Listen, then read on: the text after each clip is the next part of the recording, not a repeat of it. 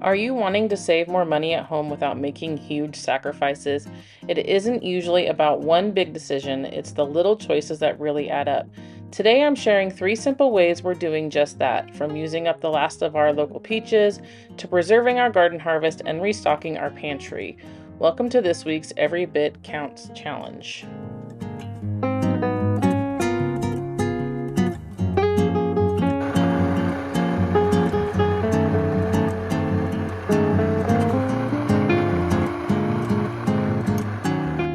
Hello again, friends. On this night, I am just pre-grinding some of my flour for the next morning because, as you'll notice, I am not a morning person.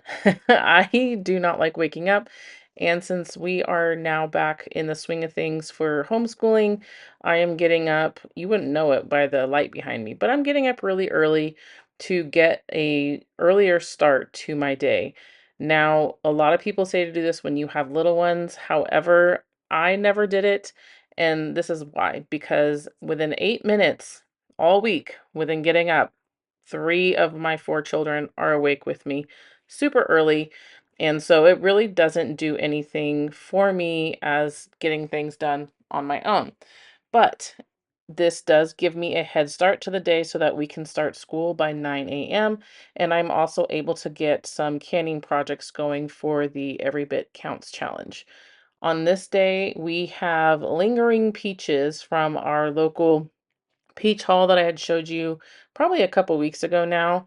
And I saw a recipe that I will link down below of a like quick bread peach sourdough recipe, and I was like, wow, that's a great way to use up some of these peaches before they go bad. Because I really didn't want to add more to the freezer. I really wasn't up for canning them. We still have a lot canned in our pantry from last year that we need to get through. So we've really been focusing on eating them fresh. And you will notice I forgot the vanilla and then I forgot the oil.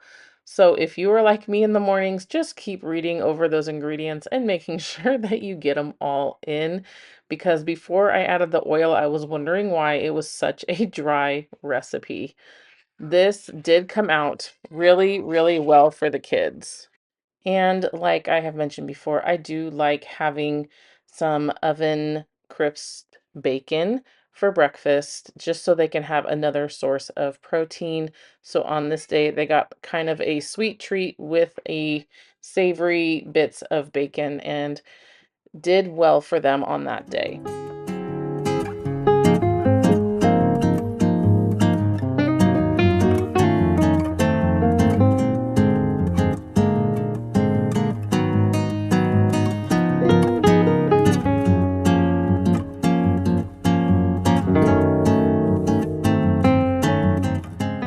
Probably like most gardeners right now, you are having an influx of cucumbers and squash.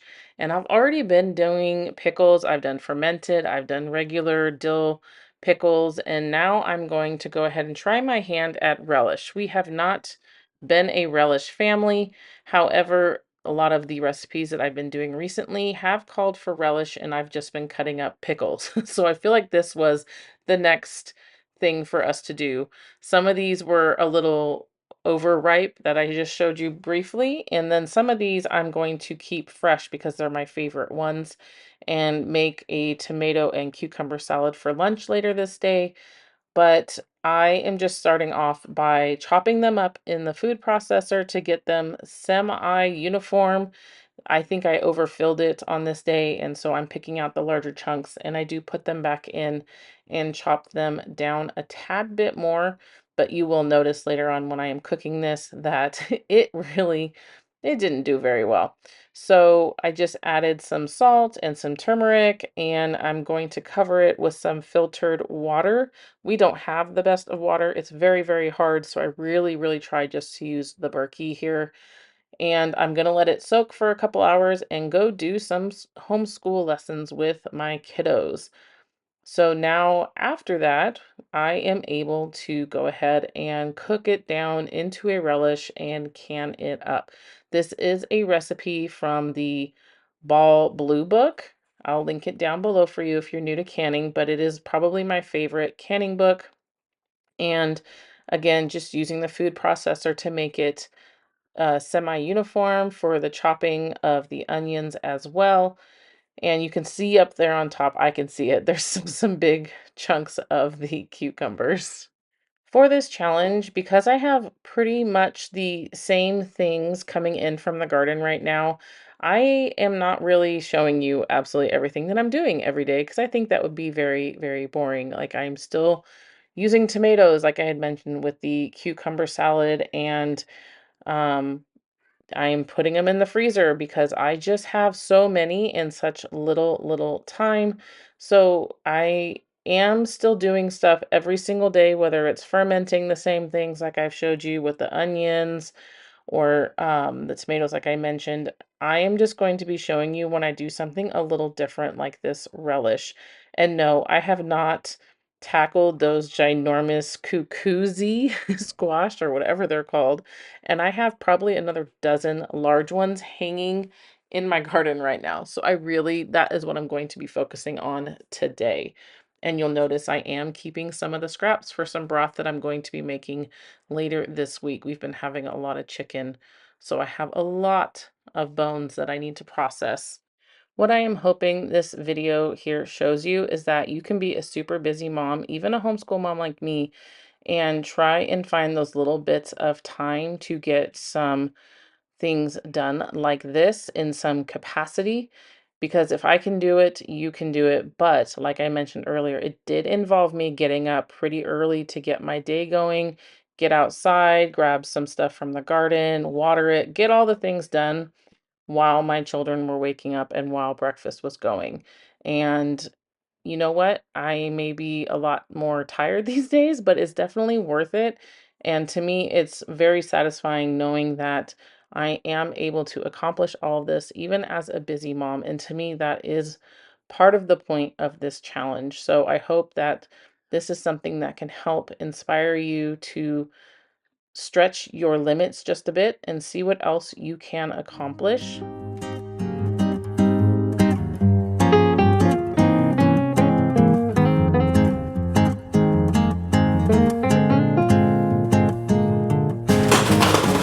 Oh, I hear.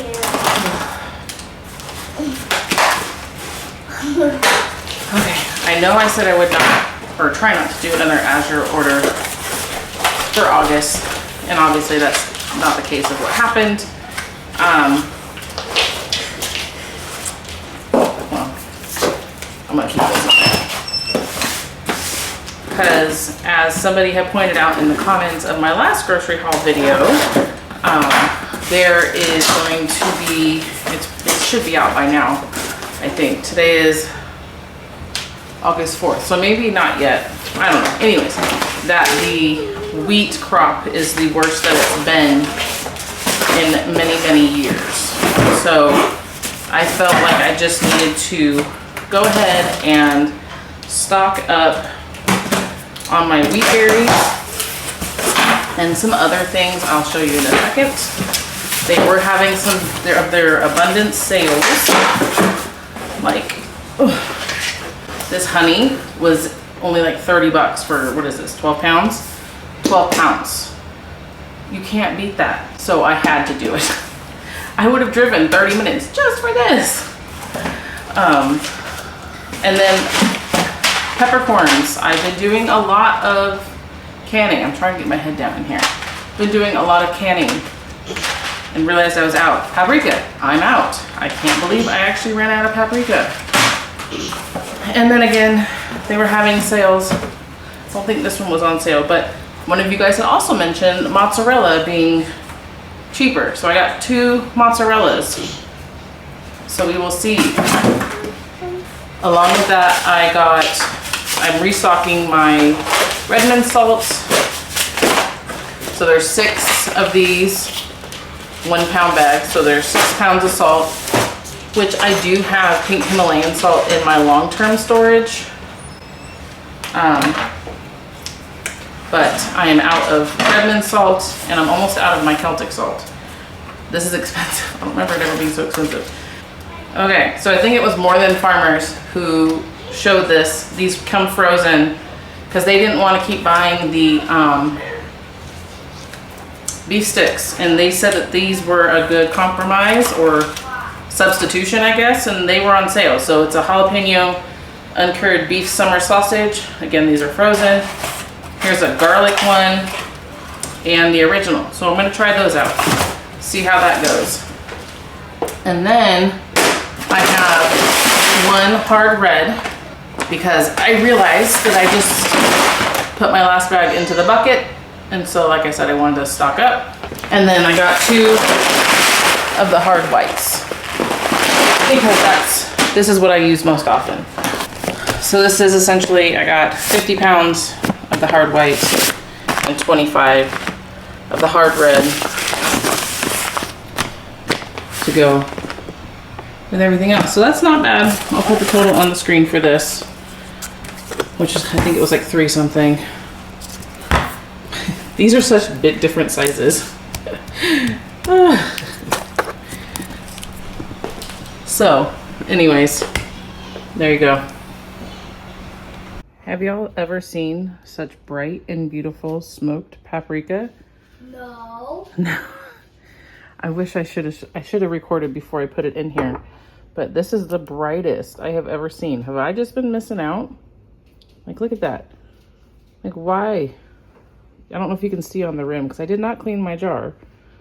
But before, it was a dark color. Same supplier, Azure.